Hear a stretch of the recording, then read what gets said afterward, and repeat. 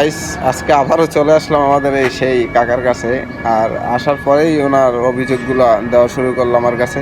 সবাই নাকি তাকে মুখে ভালোবাসে, অন্তর দিয়ে নাকি কেউ ভালোবাসে না। না, কেউ ভালোবাসে না। ঠিক আছে, এটা কি সত্য? হ্যাঁ, সত্য, শিওর? শিওর।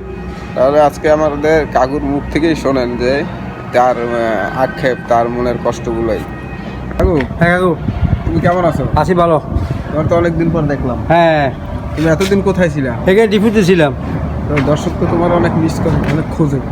খুঁজলে কি বলবো, আমার তো কিছু দেয় না, শুধু খুঁজলে হবে না। আমার জন্য তো কিছু টাকাটুকু কিছু পাঠায় না, এই যে কাকুর জন্য টাকাগুলো দেয়, এগুলো তো বলে না। শুধু মানে বললে হবে না, কাকু কাকু তোমার খোঁজ করে, আমারও খোঁজ করি, লাভটা কি? হ্যাঁ, তুমি দেশের জন্য কি করতে চাও কও? আমি দেশের জন্য কি, আমি নিজের জন্য কিছু করতে পারছি না, আমি দেশের জন্য কি করবো?